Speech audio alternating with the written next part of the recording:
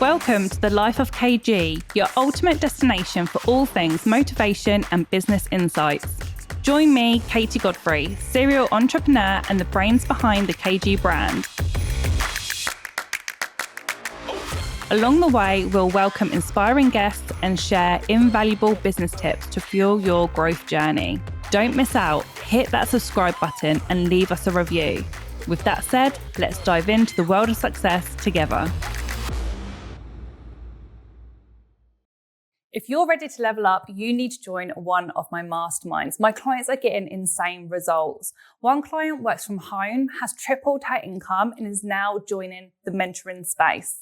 Another client was stuck to her salon floor, but now has retired from the tools, and her team is just running the show without her. Another salon owner had a training academy too and wanted to scale her training academy more than the salon, which she is now doing, and created online courses and created a passive income. If you want to stop winging it and start growing today, then you need to apply. The link is in the show notes.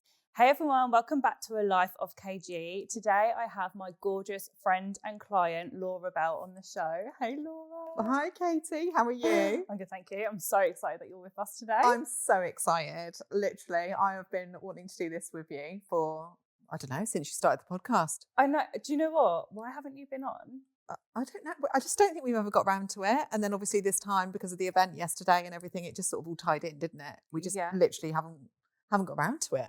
I know. So I'm so excited. Oh my God. I feel like we've got loads to cover with you. How long have we got? Don't know, mate. Let's just see. It's going to be a long podcast. Put us on times 3. How long have you been doing the podcast for now? 7 years. No way. Are you joking? Has it been that long? 7 years.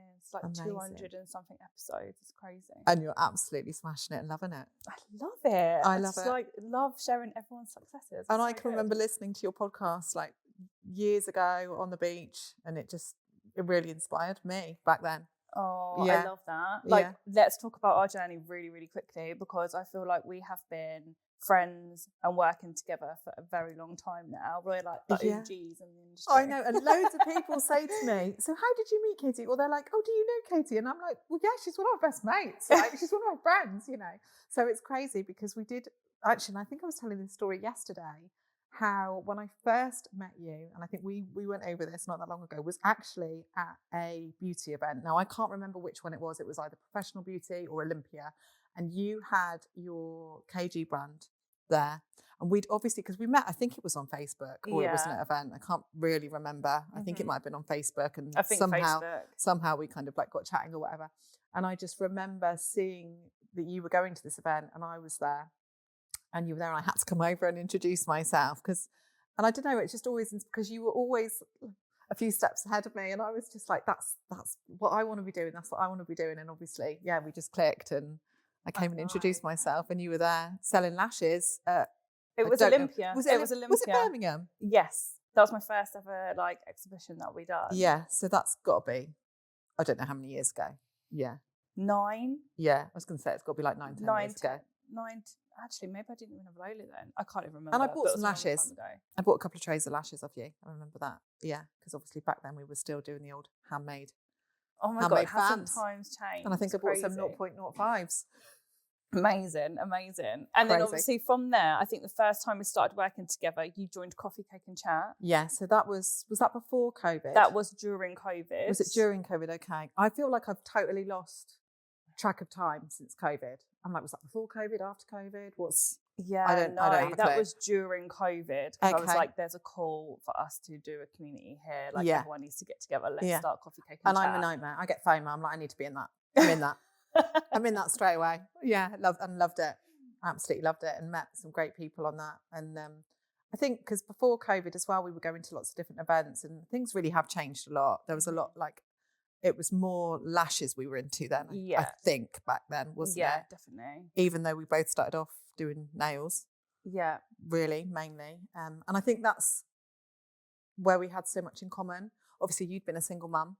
Mm-hmm. And I'd been a single mum when we were both young when we opened our first salons. And that made me connect with you straight away, I think. Yeah. From hearing and seeing your story, being young and opening a salon, as you know, and having, finding it hard. And I could think, well, that's basically what I've done. That was me. Yeah, exactly. And we're really, really aligned for sure. Yeah, and that was really relatable for me because you speak to so many people, you know, and they've got the typical happy family and the booming salon and all the rest of it. And I was like, it's never really like that for me. And it wasn't like that for Katie either. And that's how I feel like I related to you to start with. Yeah. Because I was on my own with my then daughter. Yeah. So, yeah. How have you found kind of building the business, being a single mum and, you know, having the children? Really hard.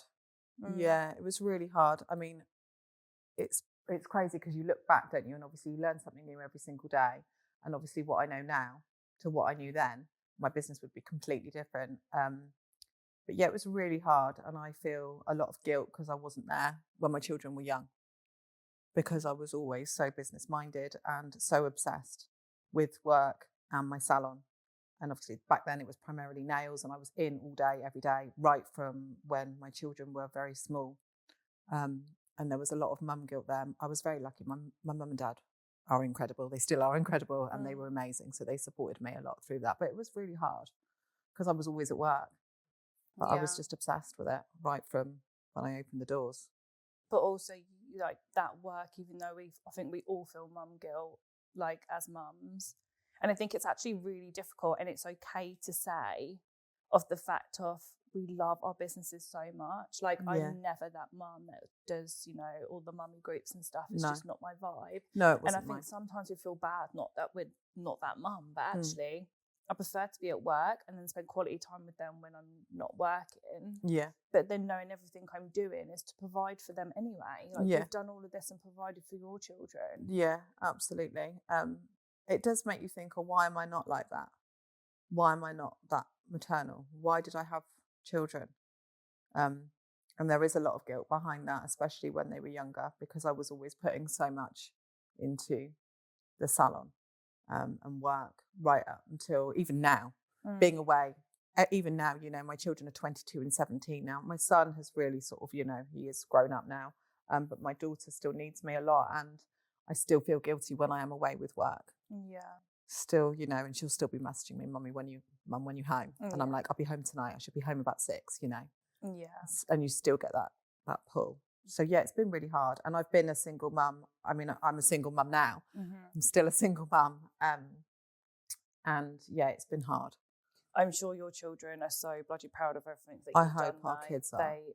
They definitely are, 100%. I think they think I'm wild. I mean, what a cool mum you are though, right? I think I'm pretty cool. I think you're cool. Let's go right back then. So, because now, like, we see on socials, obviously, we work together, so I've seen your whole journey anyway. But on socials, everyone's going to see this big super salon, like, it's booming all the time, which is an absolute blessing, like, you're smashing it. But what journey was it to get from where you are today from when you first started? It's mad. It's gone so quickly as well. Like, I look at when I first started, obviously 20 odd years ago to now. But I think when I moved to Cornwall 15 years ago, that's when the shift started really happening, because obviously I was getting older and I was getting more experience. So the first sort of like 8 years of my career were literally just stepping stones, just learning. And then when I moved to Cornwall, it did sort of change and was sort of quite booming straight away. It's been a massive journey. It's been very stressful, very, very stressful, really hard, emotional. It's taken a massive toll on my personal life, my mental health, but I would never have given up. I will never give up. I love it. I still love it.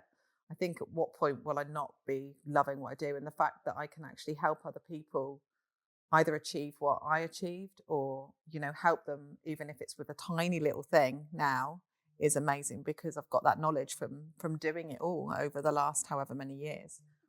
And it's been really hard. But I look back and I think, God, actually, you know, how the hell did that happen? What the hell? How have I got this massive great big, you know? And some people are like, you know, you've done so well, you know, you've achieved all this. And I'm like thinking in my head, well, I'm not really sure how. I feel like it's all just happened. But I think going back to our event yesterday, right? We done a mastermind event, but the first thing that I opened up with was about momentum, and you have to keep going, and why the successful and those aren't successful. And it's purely because it, like you said, is so bloody hard business. Majority of people would choose to give up. And especially you've been in business for so long, we know them stats are very small on those that keep going, but you kept that momentum up, and you've kept going, keep pushing to get where you are. You didn't allow it ever to fail or to close the doors. No. But I'm sure there's loads of times you would have been like, I just can't do this anymore. There's definitely been a couple of times. Not now so much. It's more, things won't knock me down now, because I feel the strongest business-minded and in my personal life, the strongest that I've been for probably years now, which is exciting, because I'm like, this is great, because what's going to happen in the next 10 years? But there's definitely been times that I've thought, what am I doing? Like, I just can't do this anymore. Can't do this anymore.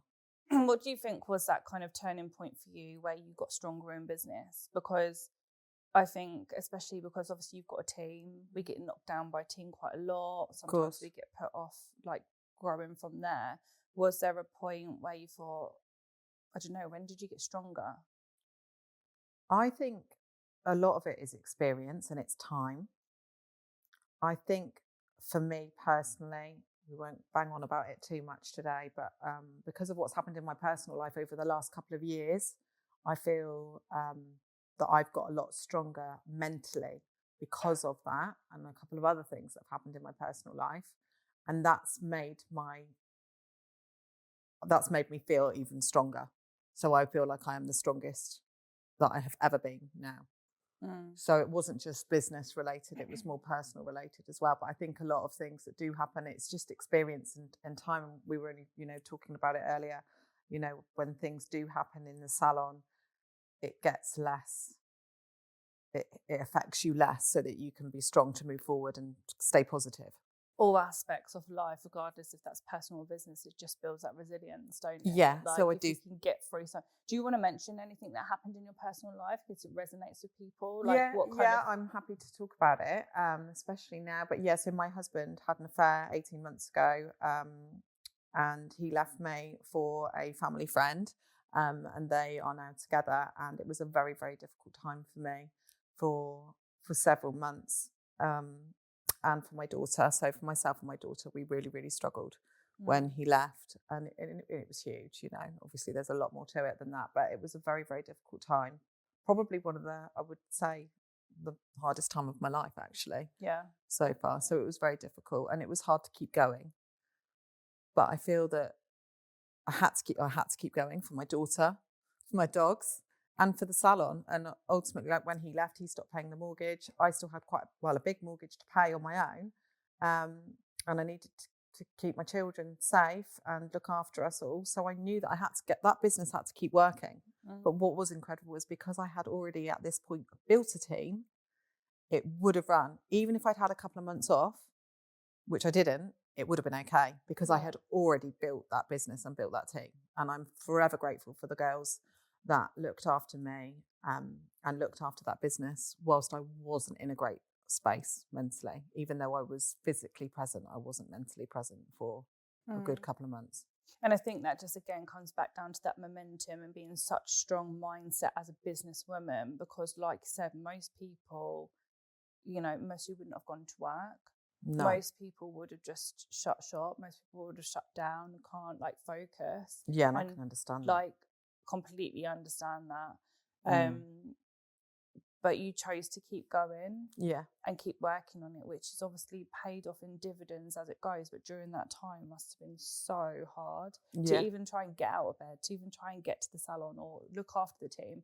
I remember when I went through something traumatic, about it with Lola, and I thought, and I don't know if you've ever thought this process, but I remember getting out of bed in the morning and having to keep going. And I was like, if I was employed, I would just have a sick note and just keep repeating it right now, but I can't. No. And there was a little bit of, resentment there that I couldn't not go in, that I, had to show up every day for the team still. But looking back on it, if I didn't, what would have happened? I would have just stayed in bed and got more and more depressed, whereas the business made me still get up, made me keep going, and ultimately, like you, made me a better businesswoman because we're so much more resilient going through shit in our personal life. Yeah, actually, me and a good friend of mine were talking about this last week, and I don't know how it came up in conversation, but I literally just sort of said, you know what? If I'd been employed in that time, I would have had 6 months off paid. 100%. Oh, 100% I would have had 6 months off. Probably wouldn't have actually done me any good, I don't think. And I actually think it probably benefited me because I had stuff that I literally had to get on with. But yeah, I just think, I just had to get on with it, and it is what it is. But it's definitely made me stronger now, and I'm in a good place now. So it's good, and yeah, it is relatable. And I've had a lot of people reach out to me on my socials about it as well. They've been through something similar, and or just asking my advice for things. And it's nice because, again, I was talking about this yesterday with the girls actually, how I would love to be able to just say that it will be okay. You will be okay. It's just time. But when you're in it, when you're going through anything, whether it's a grief process or whether it's just anything at all, it is time. And I know they say time is a healer, but it really is. Yeah, it is. When you're going through it, you just can't see. No, you can't. But that. But it really is. Time is a healer. You mentioned team. Are you self-employed team or are you employed team? I'm employed team. Employed team all the way. So I was self-employed team for many years, as you know. And I never really had a problem with self-employed, but there was always something that didn't sit right with me, but I didn't actually know what it was. There was something that wasn't sitting right with me. And even now I kind of know what it was now, but it wasn't the team. I had a great self-employed team. They were lovely girls. It was great, but there was always something that just wasn't quite right, and I didn't know what it was. And obviously going forward, and thanks to you, I changed it. And I can actually remember coming up to you in World Lash University because it had switched at that point. This has changed my life. And it was only little things really from having an employed team, but it is an absolute game changer. And I would never have self-employed in my business ever again. And I would never, ever recommend anyone. And again, loads of people say to me, why? What should I do? And I feel so passionate about it and so strongly about it. I can't even handle people now that have got self-employed. I love this because I remember having the first conversations with you. I was like, no. And doing the switch, and you were so adamant you weren't switching. Yeah. And I was like, Laura, you need to listen to me. This will change, this will change, this will change. It's crazy. Oh, I'm not sure. Yeah. And it just shows you, doesn't it? But it's the same with everything. It's like using an electric e-file. I can remember going from a hand e-file to an electric e-file and being like, I don't want to do this. It's never going to be the same. I'm really good at using a nail file. I'm really quick.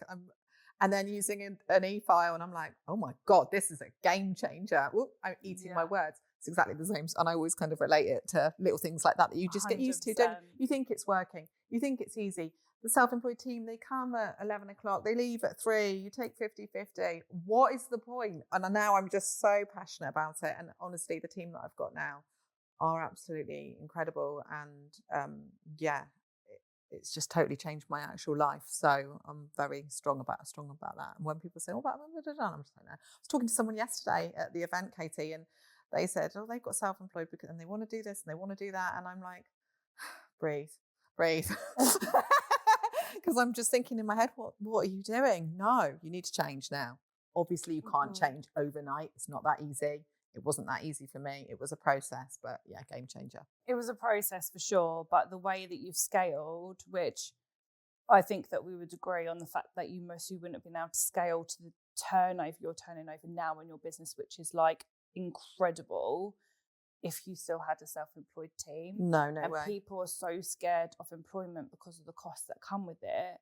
But you have proven the fact that, well, actually, I have had to pay wages and tax and NI and all the shit that comes with it. Yeah. But actually, look how much we're making now compared to what we would have made if it was a self-employed team. It's just like a no-brainer. Absolute no-brainer. I just cannot see the point in having your own business if you're going to have a self-employed team, because it's not your own business, is it? You're sharing it with other people. They're building their own brands within your own within your business, and it's it doesn't matter how nice they are, how lovely they are. Ultimately, they're still their own business within your business. Whereas when you've got a team and they are employed, they are working for you, you're the boss, and it's you're building a brand, and you can tell them what to do, everything. And I am a little bit of a control freak as well, but it is my business. I've worked really hard for that. So it's the Laura Bell brand, and when I have a member of staff, I am, they wear the shoes that I want them to wear, which sounds ridiculous, but I don't think it is, because it's my salon. So no, I was also speaking to someone yesterday actually, and it was about, they said something along the lines of, I want them to work for me and strictly me and no one else. And I was like, but damn right.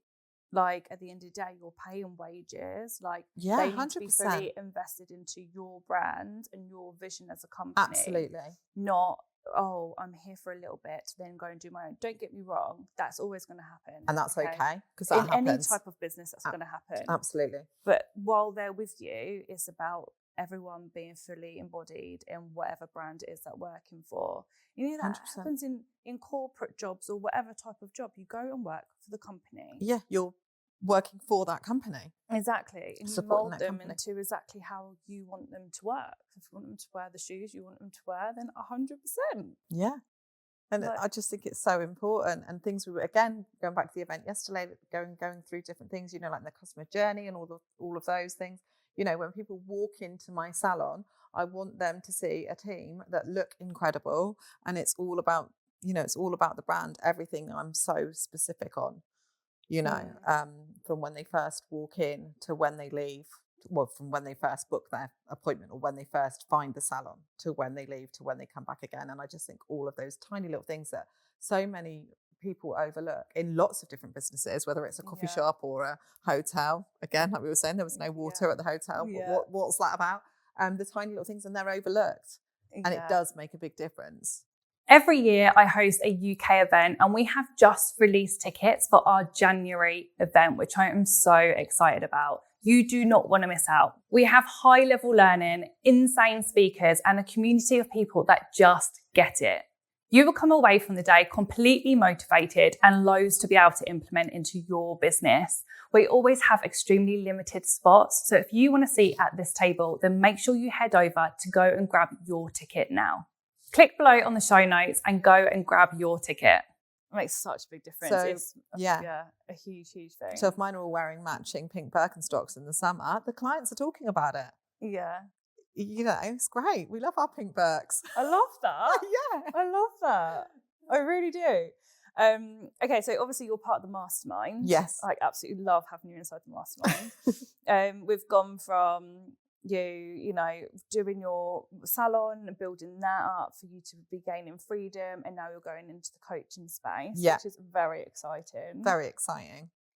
How are you finding the mastermind process, first of all? Absolutely amazing. It's been a game changer from beginning to end, really. And I just find that people really, really overlook having a business coach. And for me, it's the accountability. I do procrastinate with a lot of things. I know I can do things and I've got it all in my head, but then I won't do it. Sometimes I just need someone to tell me to do it. So for me, that's why I feel that it's so beneficial, which sounds ridiculous, doesn't it? It's like I need someone it's exactly the same as me. Someone to hold my hand to say, right, so today you're going to send this, this and this. And then I'm like, oh, okay, I better do it then. Yeah. And then I'll do it. And then I'll be like really chuffed that I've achieved whatever it is that we've achieved. And then I can say, oh, I did this and da-da-da. So it makes me do it, which is really good for me, for my brain. Yeah. And you obviously have seen the results for you then to want to go and do it yourself. Yeah. And obviously you're incredible at your mentoring space with your clients.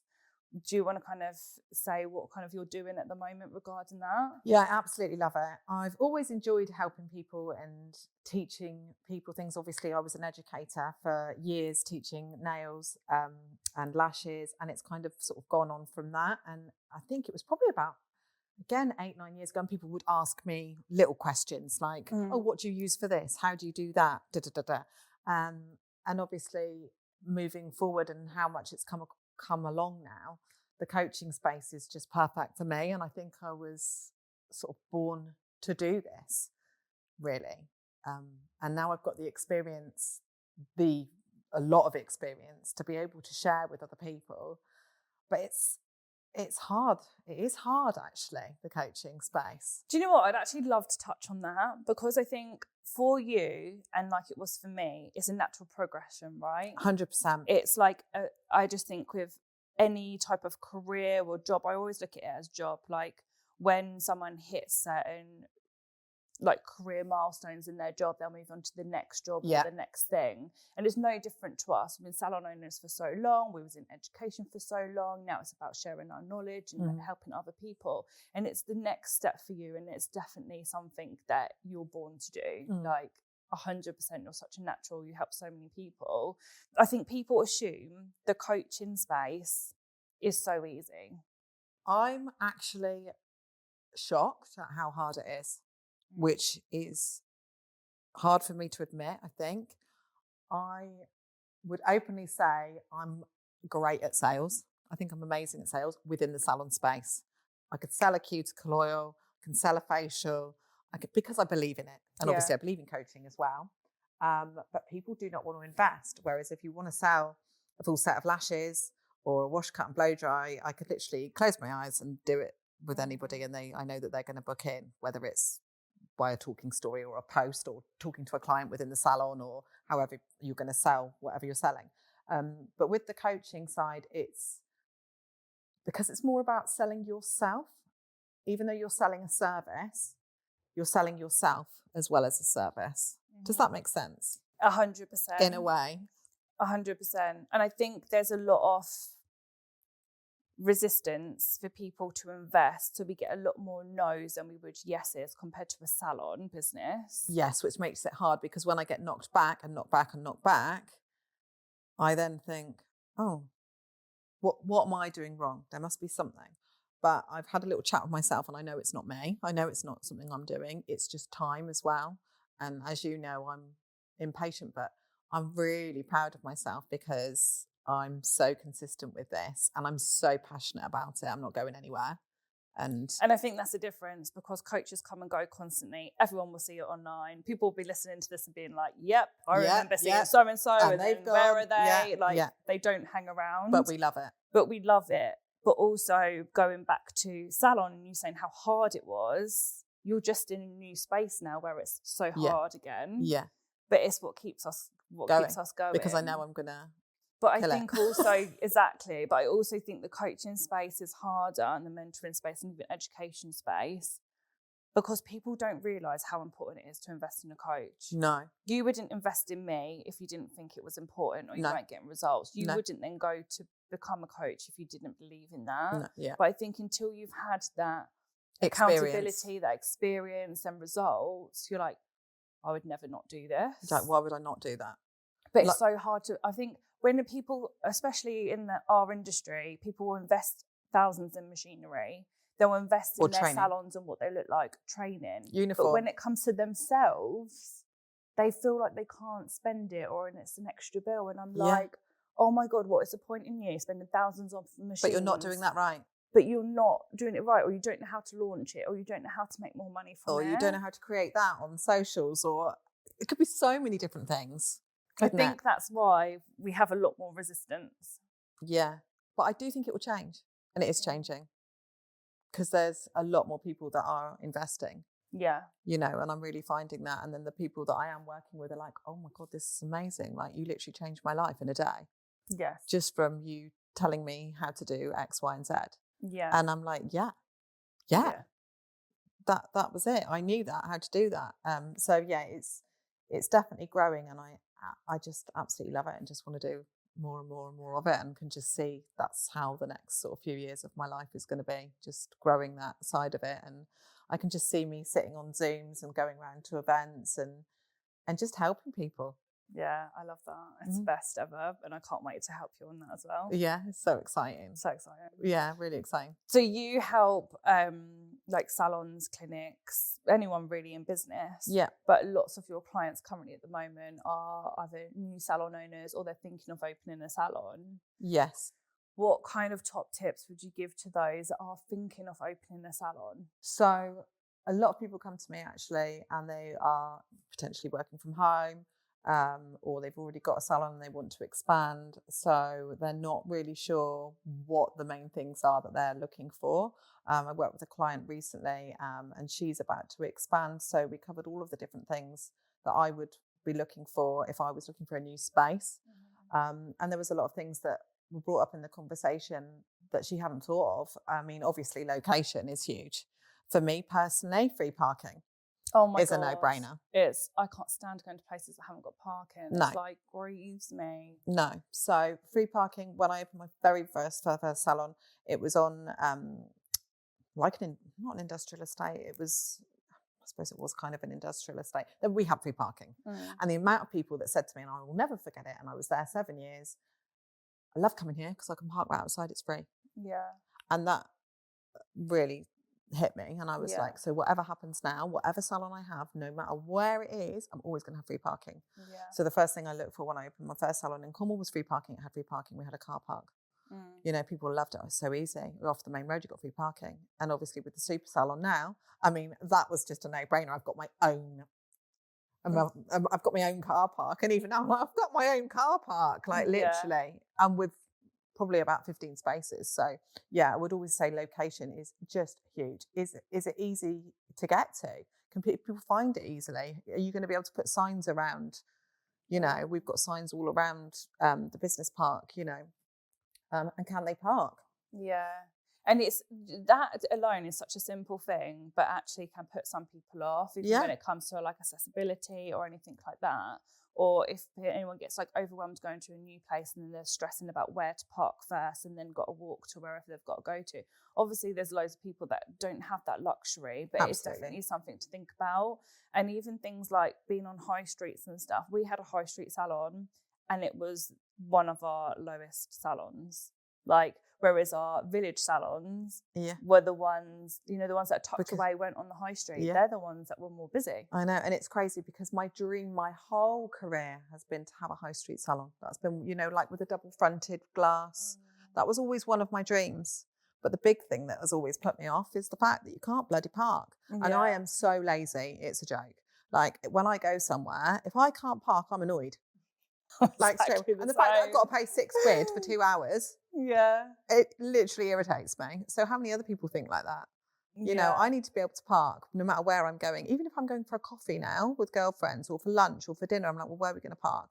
And if I can't park easily, I'm not going to that restaurant or that coffee place. I need to be able to park for free, ideally, and right outside. Yeah, that's funny, isn't it? It is funny. So I'm just relating that to myself. So yeah, so location, and then obviously costs, the hidden costs that people don't think about when they're looking to open a salon. And one thing, you know, I was like, well, I have to pay this amount for my bins. And she was like, what?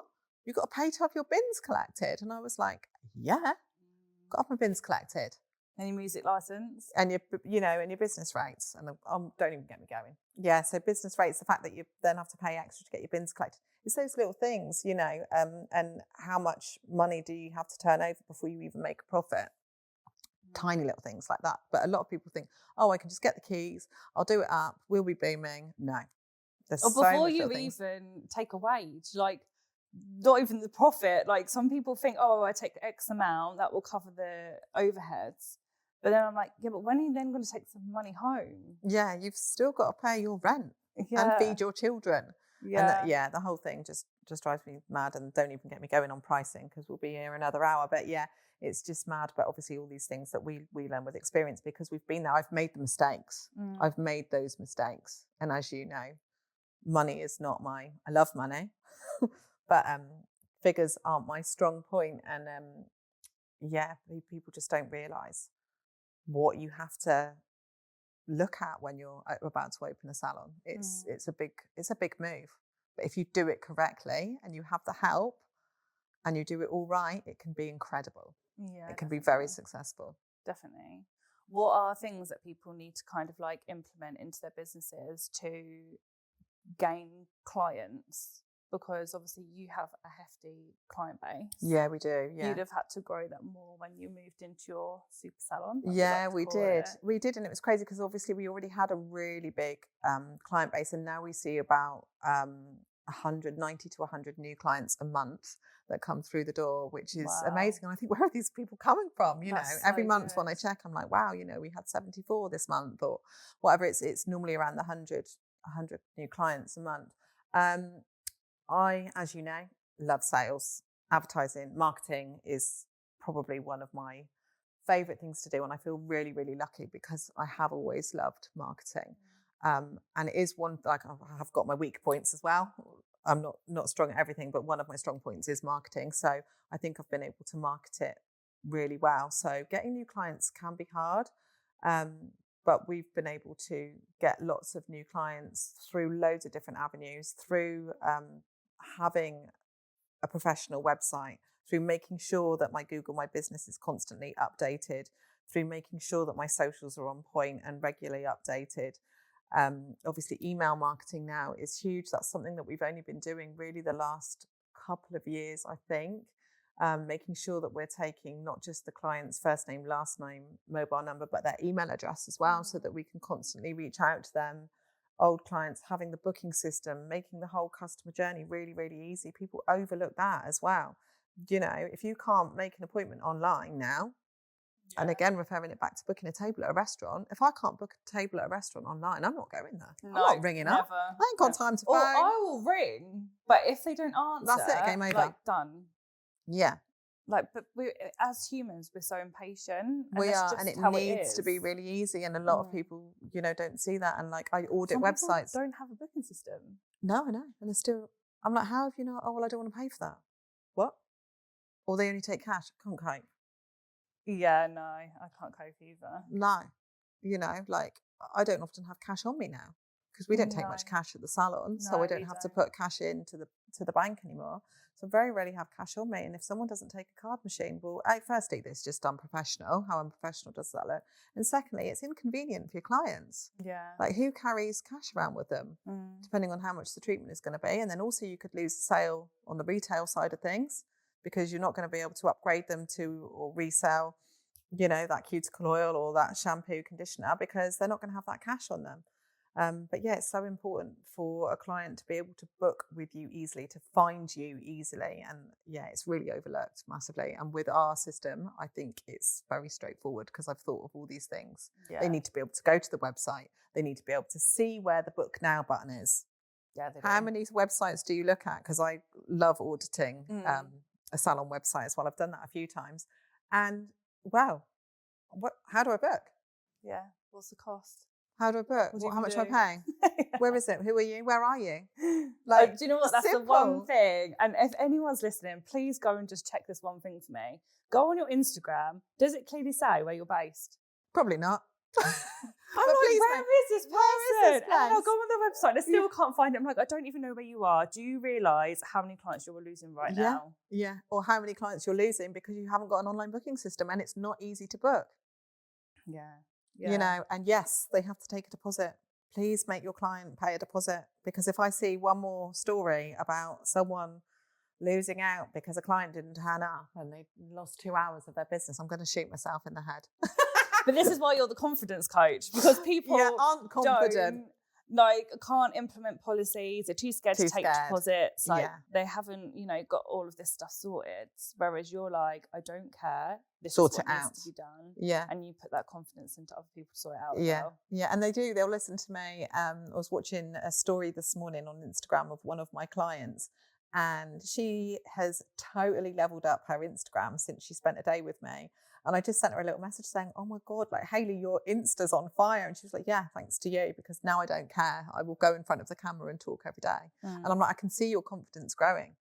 Yeah. It's huge, but it does take time. It's not something that you can just think, oh, wow, I'm going to wake up confident and suddenly I can do a face to cam and suddenly I'm going to put these policies in place and suddenly I'm going to say, oh, okay, it doesn't, I need that deposit or I'm charging you in full because you haven't turned up. It is a time and confidence and experience thing. Yeah. But to be able to tell people to do that is amazing as well, because again, it makes such a big difference. I know. When are you going to start creating content for salons? Oh my God, I need to do it, don't I? I'm so excited. today. Should I do it today?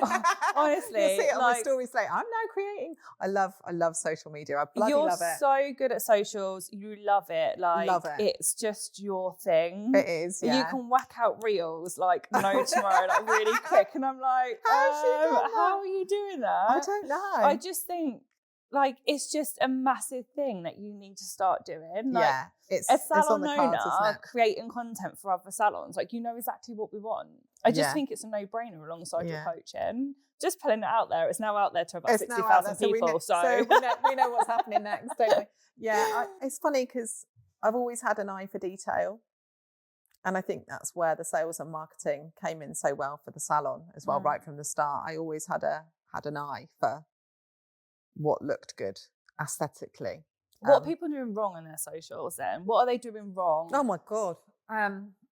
So many things. Because salon accounts can be quite boring.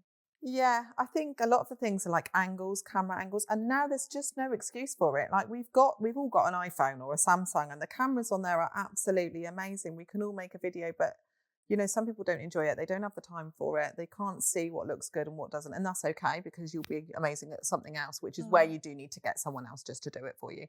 I've got content creators, so when I'm speaking at an event, I will have a content creator there for me. When I am hosting one of our events in Cornwall, we'll have a photographer there, you know, because obviously I can't be doing everything as well. And there's a difference between an iPhone and then someone doing it on a professional camera as well. And it just looks amazing. So I would really recommend getting someone. If it's not your thing, that's okay. Yeah. You need to outsource it. Yeah. 100%. Because it's huge. So you need to invest in someone to come in and do it, even if it's every few months. Obviously, I've got Isabella in Cornwall. She's just done one with me. In fact, I'm hoping for the stuff through today. So she'll come to the salon every couple of months for me and spend a few hours, and we'll do like a content day. Something exciting coming up with the content days, actually, that you know about. And she'll come in and she'll just create loads of content. We'll do a day in the salon with whatever treatment I want to promote. So for example, at the minute, I'm really working on my hair salon. So she'll come in, she'll spend time, we'll get loads of models in and she'll create that for me and it will be amazing. And then I can use that for a few months and then she'll come in and do something else because I want to promote something else. I just think when you're not good at something, you can either teach yourself or sometimes you might not naturally be good at something and that is okay, but your socials need to be on point. As you're talking, I'm like, oh my God, I need to tell her to do this. I've literally got so many ideas for you. I feel like we need a coaching session like, after. Oh my God. Yeah. Tick, tick, tick, tick, tick, tick, tick. I was like, yeah. So we'll talk about that. But yeah, so many people don't realise how important it is. And there's so many, you know, tips that I could give on Instagram. But if you are really struggling on Instagram, either reach out to me or reach out to a professional and invest and, you know, outsource it. Yeah, it doesn't need to be hard, right? It doesn't need to be hard if you just take that step. No, and it is, again, it's confidence. You know, like we say with the face cam. And even sometimes I think, well, I'm not doing that. But even after yesterday, I'm like, do you know what? Yeah, I am going to do this. I am going to sit on there and do this and do that. And I've done a few stories recently. Yeah, I've put a filter on, but they're literally me in my gym jams, no makeup on. Yeah. Whereas, you know, even 6 months ago, I probably wouldn't have done that. Yeah. So I would have been like, well, I haven't got my makeup on. Yeah. You People just love raw and honest. They just love it. They love relatable, you know. They love the fact that, you know, again, and I've been talking about my Primark outfits and stuff like that, and people love it. They're like, oh, why is she not wearing River Island? Well, I do shop at Primark as well, girls. Yeah. And I love it. Yeah. People just really need to. We're so sick of being sold to. We're so sick of people being fake. Yeah. People putting their best self up all the time. Like, come on. Like, we all know we have shit days. We all know we want to just not wear makeup one day. We all know we want to go to Primark and get a cheap outfit rather than spending hundreds on an outfit. Absolutely, hell yeah. Like, why not? Why can't we? You know, and we can all do both. Yeah. As well. You know, I might be a snob with my sunglasses, but get me in Primark. Yeah. Because I love their outfits, and because I'm such a, I get bored quickly and I'll probably only wear an outfit once because I'm a bit of a nightmare. Primark's ideal for me. Yeah, definitely. I love that. Yeah, love it. Where can people reach out to you? So the best place for people to reach out to me will be on Instagram. And I am at Laura Catherine Bell, Kathryn. It's the Welsh way. My mum was Welsh. Is Welsh. My mum is Welsh. She was. She is. She's still Welsh. She changed. No, she's still Welsh. So, and that's my mum's name, Catherine. Yeah. So it's Laura Catherine Bell on Instagram, and I'd love to connect with people and help help more people on their journey with opening salons, creating teams, creating content. So much. I love that. You're a dream. I absolutely love working with you and Love seeing you you go too. from strength to strength to strength. What's coming, Kate? Dubai. I'll be there. Well, we're Marbella next, and then we're in Dubai. And then I know what's going to happen to me. I'm going to want to move to one or the other. That is what's going to happen next. Marbs maybe for me, because I want to stay near my mum and dad at the minute. And Marbs is bloody perfect because I can literally hop on the plane from Newquay and be in Marbs in a couple of hours. So that's perfect. So I can't wait. Yeah, June Marbs, here we come. June Marbs, March Dubai. Yeah. We've got a lot going on. Yeah, we've got a lot going on. Exciting times ahead. Exciting. If you guys loved this episode, please make sure that you go and screenshot, share, tag me and Laura in your episodes. Go and head over to Laura's Instagram and go and give her a follow. But thank you so much for coming on. I really, really appreciate it. Thank you for having me. It's been brilliant. We should have had a coffee, shouldn't we? I know. Mine will be cold now.